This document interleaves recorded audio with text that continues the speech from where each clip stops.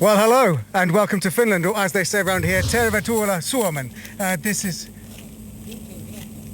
There's the pre-grid is shaping up behind us. Thank you very much for joining us for one of many live streams this weekend. Now, of course, it's very sad that you can't be with us in person, but we're going to try and bring you all of the action. So let us know where you're watching from, who you're rooting for, and as you can see, some of our main contenders are already lining up behind me on the pre-grid.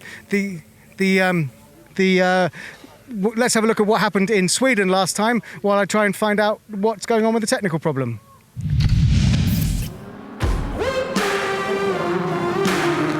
After an excruciating 286 days without the sound of anti-lag, the 2020 World Rallycross season finally kicked off in Sweden with the championship's first ever double-header and a very different atmosphere. For the army of fans watching from home, it was a battle between two former champions that caught the imagination and reminded them what they'd all been missing. Saturday's honours went to two-time world champion Johan Kristoffersson, who blew everyone away in qualifying. Well, almost everyone. 2016 champion Mattias Ekström, appearing for a supposed one-off weekend, matched him all the way until the 2017 and 18 champ gave a masterful display of wet weather driving in the final to open his account with a win. Come Sunday, in perfect conditions, the pair of them traded stopwatch blows one after the other. Q1 Johan, Q2 Mattias, Q3 back to Kristoffersson, with the gap never more than half a second. The final was an epic battle. Kristoffersson got the whole shot, Ekström stuck with his early joker strategy, and when everyone else except Johan jokered next time around, it was a straight fight between the two big guns. They traded fastest laps as the end loomed. Come the merge, Ekström's stunning pace was there for all to see. A final corner lunge from his fellow Swede wasn't enough, and victory was his. The champagne had barely lost its fizz when an Ekström press release revealed he would be taking the grid here in Finland for a mouth-watering rematch. So there we are, look, he is back, and so am I. Apologies for the technical problems earlier. All eyes on here, but a lot of people who've got something to improve. Let's remind ourselves where we are, because we've only just finished rounds 1 and 2. Let's have a look at the calendar. So yeah, Sweden last weekend, now we're in Finland for rounds 3 and 4, and then we head around Europe, Latvia, Belgium, Portugal, Spain, finishing in Germany. So yes, it's a busy weekend, back-to-back double headers. Let's have a look where we are in the world. We're up in the northern Europe, at the east of Finland, in a town called Kouvola, which is not far from the Russian border. So look at the amazing scenery and some huge trees over there and some huge names in Rallycross. Over here we have Andrew Coley and Dan Rook. So first of all, Coley, we just saw what happened last weekend in Sweden. Not much time to get re-prepped, but a lot of people seem to have reset their sort of season already. Yeah, they needed to, didn't they? I mean, we saw an amazing performance from Mattias, obviously with the win and just being bang on the pace of Johan. Johan straight back up to the top of the tables, but last year's front runners really were nowhere compared to what they normally do. We had a rough weekend for Backward Door, and even worse, that was RX Cartel. Peugeot just weren't on the pace we've seen them on, and neither were the Hyundais from GRX. So had a long chat with Marcus Granholm this morning watching practice. He lost a bet to me, we'll tell you more in Q1. And a long chat with Kenneth as well yesterday. They've done everything they can do inside 5 days. Kenneth was sitting up till midnight on the bus having a good think, and he thinks he's figured out what it was. So that looking at the times this morning, they're so close together. It's something like 15 drivers within a second, all to play for. And what's great is this is the first time we've come here since 2014. Dan, you've not been here before. All the drivers talk about how great this is as a circuit. Tell us why. Yeah, I mean, it's the first time I've been envious of everybody driving for a while. It's a complete roller coaster at this track, as I'm sure you guys will see in Q1 if you've not seen the footage from here before. So many crests, jumps, you know, adverse cambers. It's a real roller coaster of a track and a proper challenge. Well, gentlemen, I think Q1 is about to get underway. I can't hear any engines yet, but by the time you get up there, which is your home, we probably will have. So have a good one. There we go. Let's say goodbye to these guys. Let's go down here. I've had a little word with some of our drivers. So there's Mattias right at the front there. Let's see if we can jump in and have a chat with Timmy, who is, of course, our reigning champion. Timmy, nice to see you here. And, of course, this track. First of all, good memories from this track. You've certainly had some dramatic races here. Yeah, I have the lap record I saw the other day on the FIA World Rallycross Instagram. So that was a good reminder. And I checked that on board, but now we're already over a second below that what I did back in 2013. So says a lot about the development of these cars and what's happened. Then I love driving here. You know, it looks beautiful and it's a fantastic rhythm. It's an old school circuit, so it's cool to drive here. And from your perspective, obviously Sweden was a tricky weekend, not the way you wanted to start the season. It hasn't been long, but have you managed to reset, sort out any technical issues? We were very busy during the week to get everything sorted and prepared for this weekend. And we had a lot of changes on my car for free practice. I think I'm back. I think I recognize the same car that I had last year. But of course, we have to try it in race condition as well, and hope we have a clean Q1. Now I need to go. Okay, yes, good luck. Thank you very much. So as the cars start to get ready, there's Niklas Gronholm hoping for a good result in his home event. First time he's been able to compete at home in the World Rallycross Championship. So all eyes on him and, you know, pretty much everyone else. But let's join Andrew Coley and Dan Rook up in the commentary booth. There you go. You can see our office top left there, right at the top left of your screen. We're at the far end of the spotters tower. Of course, the spotters are not with us because social distancing. Down in the grid at the very front, you saw Matthias Ekström. I just spoke to him, and Matthias said that learning this track is actually really tricky. He said it's got a real flow to it. He said it's a different place. You can see already, if you look at the left-hand side of that shot, that's Tom up our hoist, and you can see that it's starting to get a blue groove in. But there is one line there, and if you get pushed out wide, again, yeah, look, bottom right, you can see the two tyre tracks coming in. The cars will be desperate to get in a line there. You want the whole shot. You want to be leading on the gravel, because if you get pushed wide, you will be fighting it all the way round to the turn, which is the downhill hairpin. We're going to take a look at the Joker lap as well. Now, what's kind of clear is the crest. So top left-hand side, the red and white curb with the tyre stack, that is a pronounced crest as they come through there. It's then a dip.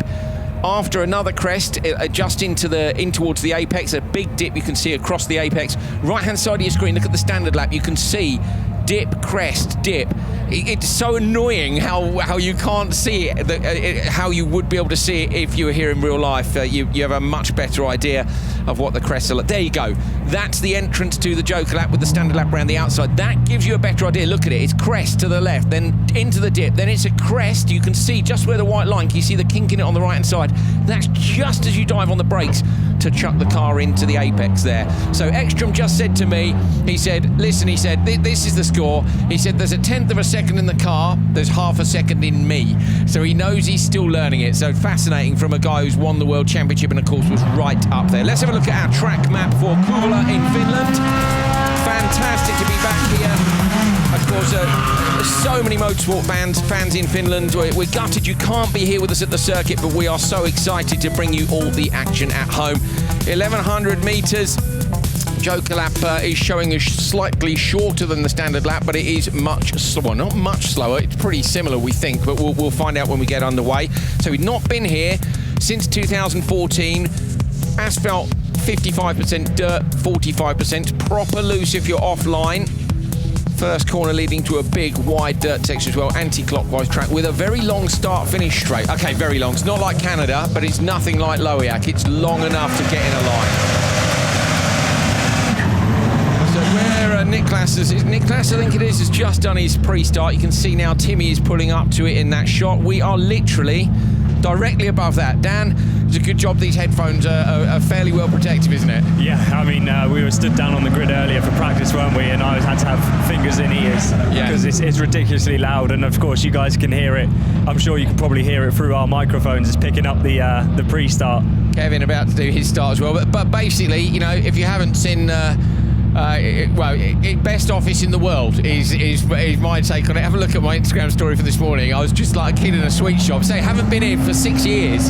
So pleased to be back. Fantastic job by Sami Puomalainen, everybody from Set Promotion to get the Capital Box World RX of Finland off the ground in literally a matter of weeks. When COVID hit, we started losing events. We knew some of them couldn't come back. So when we lost France, and you know, we then were like, okay, we need this World Championship to happen for these teams. It's their living.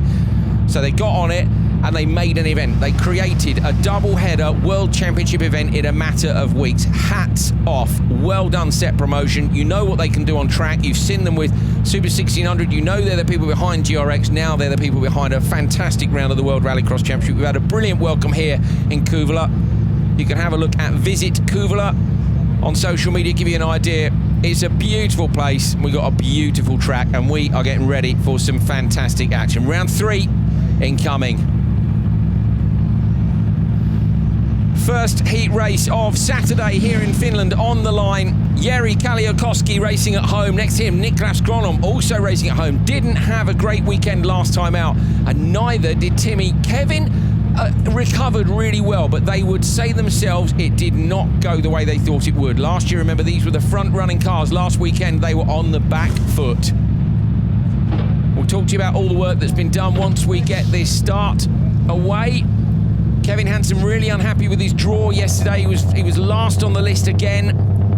Changed his number over the winter, and part of that, I think he was hoping to have better luck with the draws. I do feel the Hansens have been unlucky with that. Here we go. Can they get luckier at the start? Great start, Niklas Gronholm from slot number 2. Kalliokoski's up the inside though. Gronholm goes round the outside. Timmy Hansen slots into P2. Kevin's on the outside, needs to shut the door on Kalliokoski. Gets into that line. Niklas trying to wade on the throttle, find the traction, and up towards the crest section for the first time. We'll have a look around this lap with you. There's that jump and down into the braking zone. Dan, we stood just above this on the right-hand side. This whole section, the whole track is really technical. Yeah, you have to be really, really careful when you're going around this track. It's very much a single file, one line's got the grip, because the gravel gets dragged off of the line onto the outside and makes it that bit slippier. So we're watching guys in practice.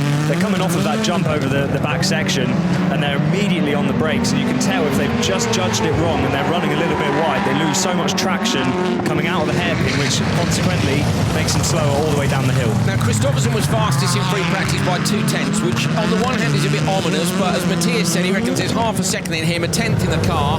We didn't see perfect laps from many people, and you actually reckon the ultimate lap time hasn't been done yet.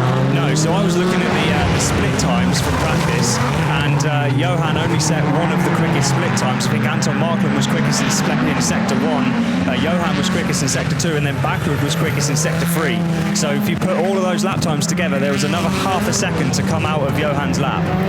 Ekstrom was in P5. He was 3/10 off, and I say he reckons there's half a second in him and a 10th in the car. That'd put him 3/10 up, which would be about on that ultimate lap pace, maybe a couple of tenths here. Fastest lap of the day, 39.9.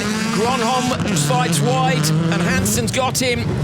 So Gronholm with a mistake. Yeah, so that was what we were saying about if you run wide. So Gronholm ran a little bit wide there on turn 2, got himself out in that dusty stuff. Timmy Hansen stayed on that line, got so much more traction out of the corner, and well, it just made it look easy going past him then. Gronholm goes Joker. So have a look at the Joker lap for your first time. There's the second crest braking into the right-hander, then on the gas early, and you can see that the merge is on the right-hand side.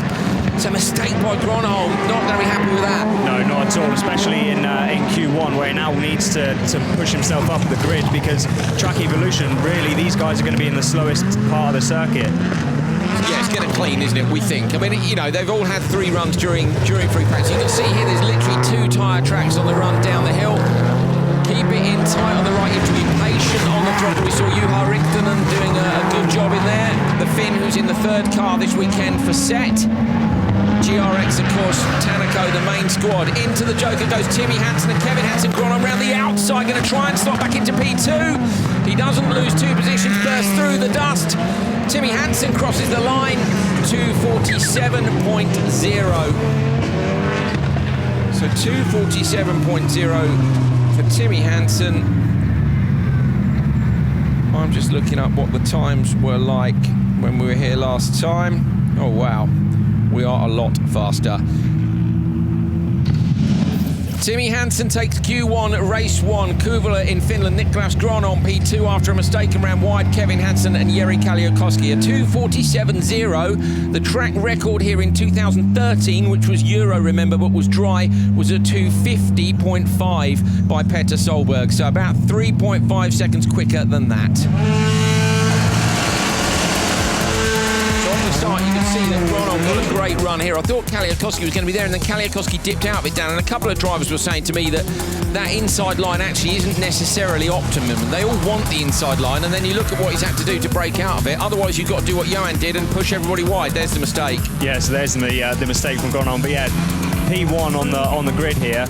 You have to brake a little bit harder for the corner, because obviously you're on the inside, it's that bit tighter, and people on the outside, if you carry that... We'll get their elbows out as the weekend goes on for sure. Timmy, first race of the day, first overtake. You must be happy with that. Yeah, actually this is my first race win of this year. Höljes was such a difficult weekend for us, and we didn't know really what was wrong, but we weren't on the pace. We spent this whole week digging through everything, and a huge thanks to the team, the engineers, the mechanics. We put the finger on quite many things, and of course we went to the bottom with everything, and in just a week's time. So we've been super busy, and now coming out on track and feeling we are there again. I was on Niklas' bumper and I was able to catch him. Of course the track is improving quite quickly today, so we'll see how long this time will last, but it feels fantastic and we're definitely back in the game. Thanks, Timmy. Kenneth Hansen said to me yesterday when we arrived at the circuit that he took himself off on the bus, and he said, I had to take myself away and have a think. And he was thinking through until midnight, when he suddenly thought he might have figured out just exactly what the problem was. Now, he gave us a few clues, but wouldn't tell us exactly, but they have changed a number of things to do with the evolutions on that car over the winter to get it back to where it needs to be. Race 2 Q1. Take a look at the grid. We've got 3 5-car grids this weekend, so only that first race has 4 cars in it, if you consider that an advantage. Matthias Ekström is on the pole. Then next to him, Liam Doran and Andreas Backrud, the RX Cartel teammates.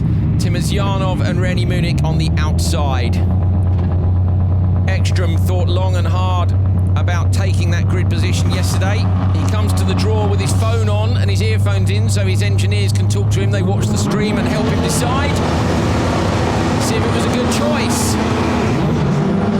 Great start, Ekström on the inside, but Backrud and Timur Zyanov maybe even quicker on the outside. Can Ekström go deep? Timur Zyanov trying to go round the outside, but he won't have it. Ekström holds on. Doran passes Timur Zyanov as well. Timur all crossed up on the loose stuff. Now Backrud's going to get through too. Andreas somehow couldn't make up the gap. I'm really surprised, Dan, that he couldn't get to him. Yeah, because Timur Zyanov was so wide, wasn't he? He was really out on the loose stuff, and then you would have thought Andreas would have been able to at least get a nose in, but not able to get it up there. So maybe early doors, I don't know. I just would have thought he would have had a little bit more traction. Anyway, he drops down. Timur Zyanov goes Joker immediately, so Timur drops in with the Hyundai. Liam Doran sideways in behind Matthias Ekström onto the start-finish straight now. They pop the curb on the inside there and come really sideways to Ekström, being so aggressive with the car. Yeah, really aggressive with the car, and Liam Doran sticking with him. This is a really good performance for Liam. He's almost up onto the bumper of Matthias, holding it a little bit tighter in that second corner there. Desperate to see Liam get a better result than last time. To me, Doran's pace is really good. He was P11 in free practice with a 40.2. Ekström was on a 40.0. So Doran, will he go Joker and get himself out of traffic from behind Ekström? He does. Liam goes Joker now into the crest dip. Watch again over the dip into the right-hand side. He's going to hope to come out in front of Timur Zyanov, and he does. So Liam Doran, 4 retirements from 4 runs at Höljes, 3 problems with the prop shaft, then a drive shaft. Hopefully, Dan, they've got this car sorted for this weekend.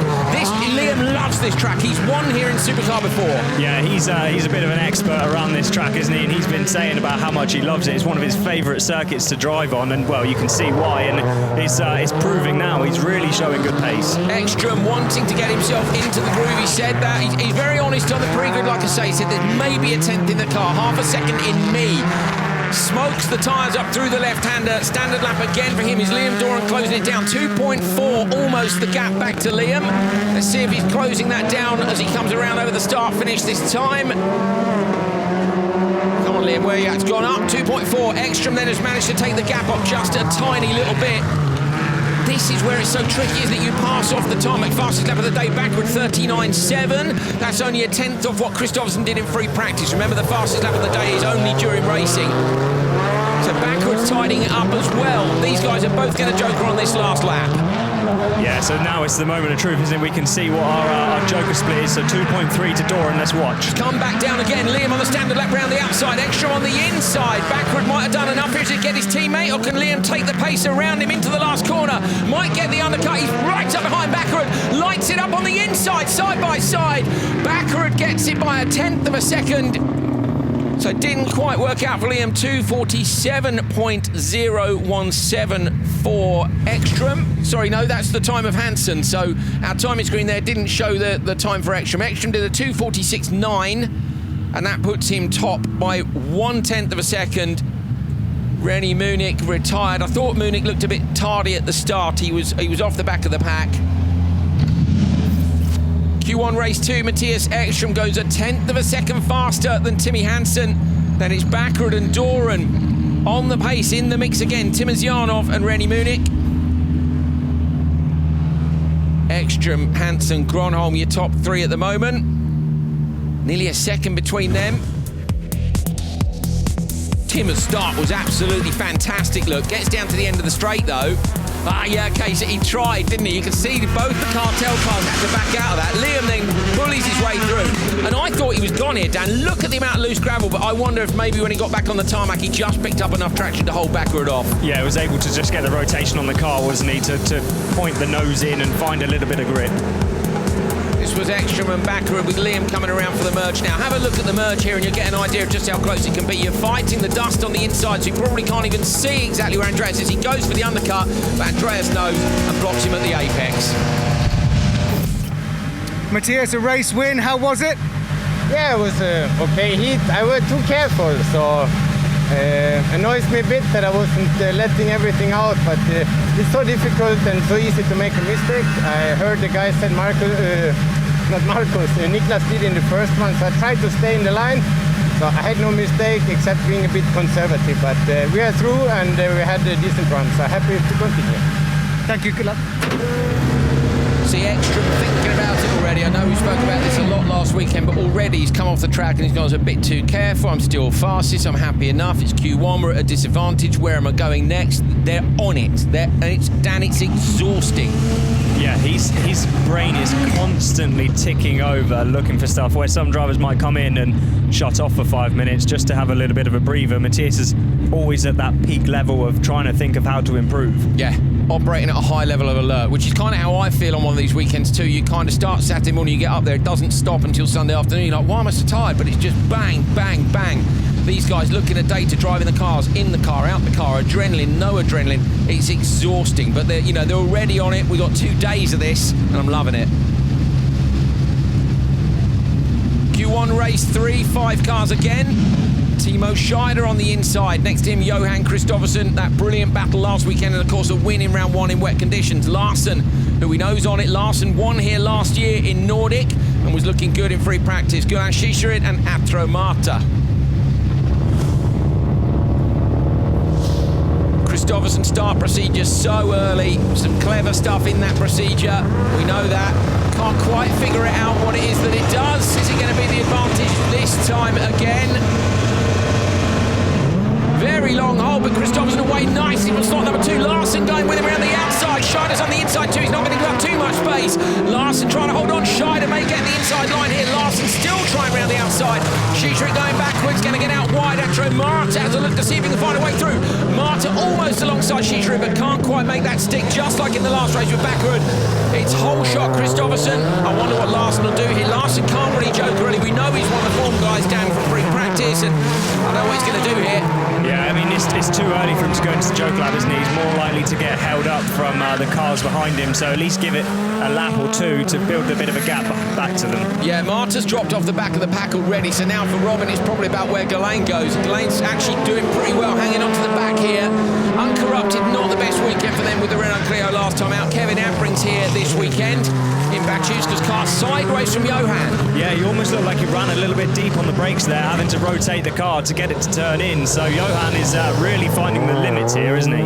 Scheider with another big push. Really impressed by Scheider last weekend. We know the Ibiza's not quite on the pace of the other cars, but Timo's a class act. He did a great job at Hollius. Where's Robin going to go this time? He's aggressive in towards the inside. Goes Joker. Robin Larsen, Joker in the background. Got to try and get out. He's out of spot of luck. Shisharit's gone in with him. So Shisharit's gone in with him. That leaves Larsen clear. Now Larsen will try hard to close that gap down to Scheider, at least in front of him. He's not going to get to Kristoffersen. Look, Kristoffersen's checked out big time. Yeah, so the lap times of Kristoffersen are 39.5, so that's the fastest lap of the day so far. That's even quicker than he went in free practice as well when he was running on his own. So dangerous times for everybody else when Kristoffersen's on this kind of form. We've seen 39.9 was the fastest in the 2 previous races for Ekstrom and Timmy Hansen. There'll be a bit of track evolution, but the Polo is looking very good here. remember, Kristoffersson hasn't been here before either. There's Larsen now, the gap's at 4.5. To Timo, what is it? It's less than 2. So I think Larsen's closing the gap on Scheider. Yeah, so Larsen with a big push, but he's got to try and find fastest lap of the day there again. So he's gone 2 in a row. He's gone 300ths quicker than his previous lap time, so consistent as well as fast. So nightmare for everyone else. Kristoffersson, the double world champion, the most successful driver in this championship, in the most successful car. Oh, problem for Marta. Marta's had a little meeting with the barrier somewhere. Gets too deep, too wide, too sideways. Kristoffersson into the Joker. Watch this then. How much of a clinician is he going to be through here? Super tight and tight. He makes it look easy, doesn't he? Scheider coming out. Where's Larsen on the outside? Not quite near enough. Larsen might be able to get a cut back at the finish line. Scheider runs wide. Larsen can't quite get there. Timo holds on. Good drive, Timo. Scheider. Galashisharit coming over the line now. And there's your top 3. They head up to the end of the straight, look and turn left. Johan Kristoffersson, 2:44.6. Oh dear. He's blown it out of the water. 2.3 seconds faster. Wow. So after Marta, we're having a no transponder signal message popping up on our timing screen, and I think that might be because the transponder is probably front left of that car, which means unfortunately there's a expensive piece of timing equipment out on the track somewhere, so we'll be hoping someone finds that. It's a little red box normally. Johan Kristoffersson goes fastest so far with a 2:44.6. Scheider, Larsen, Schiesschritt and Marta. Let's see where they slot in. Scheider, look at the difference. Scheider down in 6th. Kristoffersson at the top of the table, but there is a big gap between P1 and P2.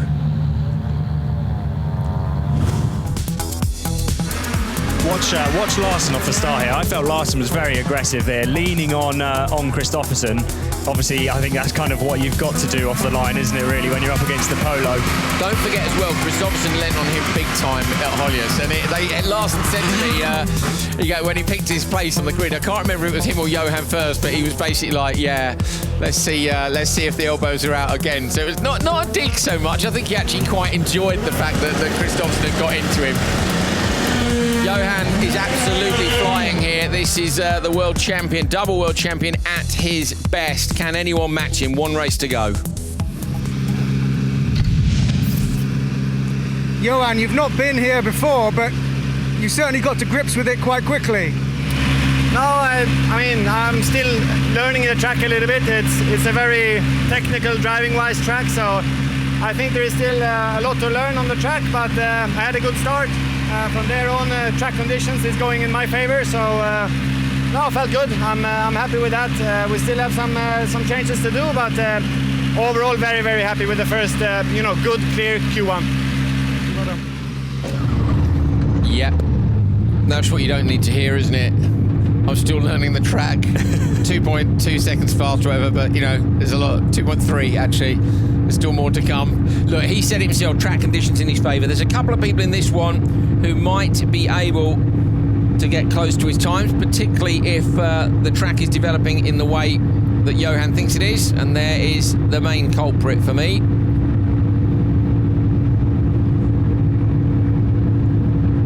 Last race of Q1, round 3 of the FIA World Rallycross Championship. Jani Parssinen on the inside. Next to him, Anton Marklund with a brilliant weekend last time in Sweden. Can he beat Kristoffersson time? Abbring is in the uncorrupted Clio. Can he show that it is quicker than it was in Sweden? Then it's Tamas Karai. On the outside, Juha Ruktanen, Finnish national rallycross champion.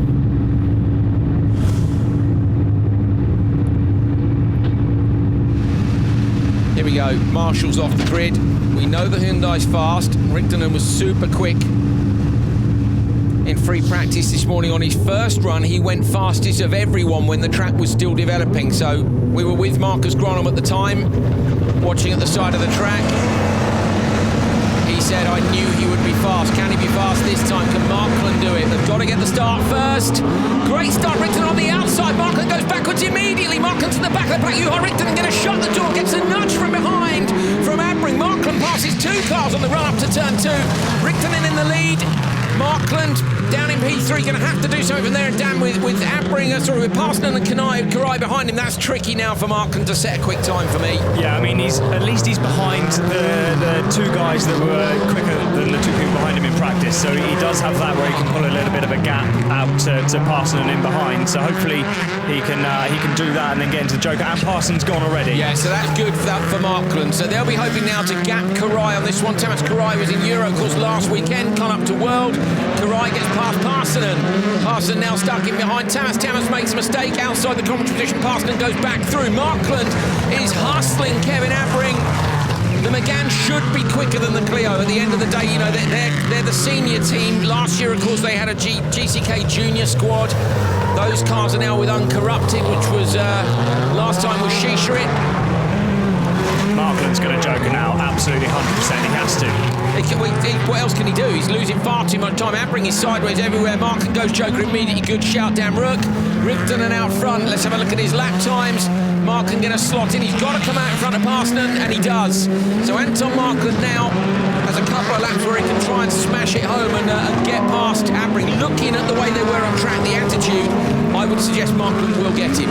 What mistake from Rigtonen, runs wide. Going to lose a good few tenths there, Dan. Yeah, and his lap time from the lap time before is he's half a second off of Johan, so it's still a strong performance. He's still got, you know, thereabouts with Matthias and Timmy Hansen, but of course the ultimate pace setter is the Polo, isn't it? It is, and you can't be making mistakes. You want to keep up with the guys in the World Championship, but he is a class act. Marcus was telling us this morning, Marcus Graham, saying he was a really good rally driver, but he didn't have the money, so he changed to Rallycross. Markland around the outside of Abbring. Nicely done. That's just inside one lap as well, isn't it? So you can see there Abbring actually responded to Markland to try and cover him off, and still couldn't. Yeah, and he's pulled a big gap as well, hasn't he? Just in one lap. Be interesting to see what Anton could do now. He's in the clear. He's a little bit wide there, 39.8. Yeah, so Markland is on that last lap really pushed, gone quicker than Hansen and Ekstrom went, but not as quick as Johan. Here we go then. Rigtonen coming round on his last lap, going to dip into the Joker, straight on, braking close to the inside and flick the car back the other way. And now gas to the line. Where's he going to go? Stops the clocks at a 2:47.4. Puts him in P4. So P4 for Rigtonen. That's good. Markland off the side of the track. Markland trying super hard to make up for a less than perfect start. Markland's gone off too early. He's not picked up the track signal, so we've not got him crossing the line. Yeah, there's a loop buried in the tarmac. Might see it in the replays. Markland went so wide, probably in an attempt to get to the line fast, Dan, that he's actually gone wider than where the loop is. So at the minute he's showing us missing a lap. Yeah, he's not completed his final lap. Yeah, well, look, they will manually enter that lap time. So we can't show you a result until Markland crosses the line. That's the way the timing system works. Rigtonen look around the outside, and then Markland slots into P3. Abbring here to help develop the Clio. Does look like it does need a bit of work, Dan. Yeah, certainly with the gap that Markland was able to pull just over one lap. It's not like Abbring's a slouch, is it? No, he's mega. Like last year, he made the final both times in the ES Motorsport Skoda, which you could argue was an equally kind of wild car. Yeah, definitely. So that was a mistake there for Rigtonen. I'm trying to think how much time he lost. 2:47.4. Yeah, I mean, I reckon that mistake maybe cost him P3. Well, there's only a tenth of a second between Ekstrom and Hansen. So Rigtonen there could possibly have gone P2 had he not run wide. So good effort from the Finnish. Well, great effort from the Finnish national rallycross champion. But it is Kristoffersson who wins Q1. Juha, that was a great first race in the World Rallycross Championship. How was it for you?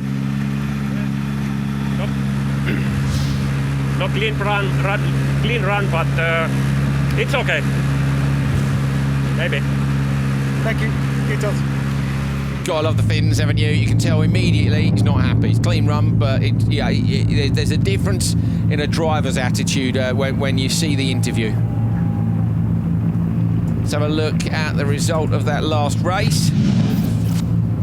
Juha Rigtonen takes it with a 2:47.4, then Markland, Abbring, Parsonen and Karai, and you'll see him slot into P4. As we say, look at the times.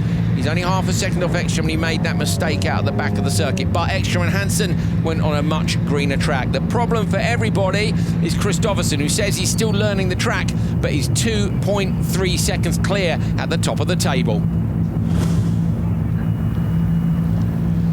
Right, we have a randomised grid, of course, for Q2. And we're going to do that in a moment, so we'll see who goes first. Remember, there's no support categories here, so I reckon the track's going to continue to develop a bit through the start of the day. So we'll have our spinner for you in a minute to find out whether Q2 is going to go fastest or slowest first. Let's take a look at the standings at the end of Q1. Johan Kristoffersson takes the first session. Of course, he won 2 sessions a day at Hollius. He's set himself off nicely here in Finland.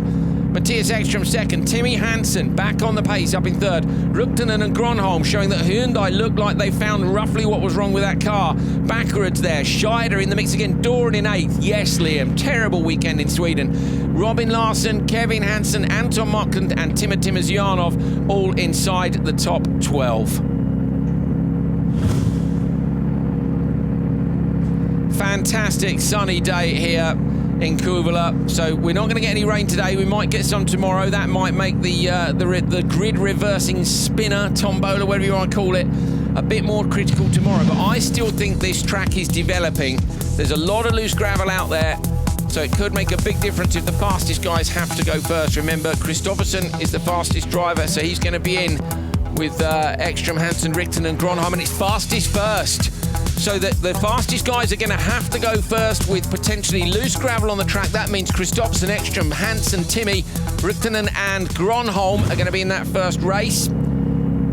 Could be advantage for some of the later runners. Well, good Q1, looking dangerous for Johan, well, looking dangerous for everybody except Johan Kristoffersson. But I say, track's still developing, people still getting their heads around this place, and Q2 won't be far away. So yeah, thanks Andrew Coley and Dan Rook.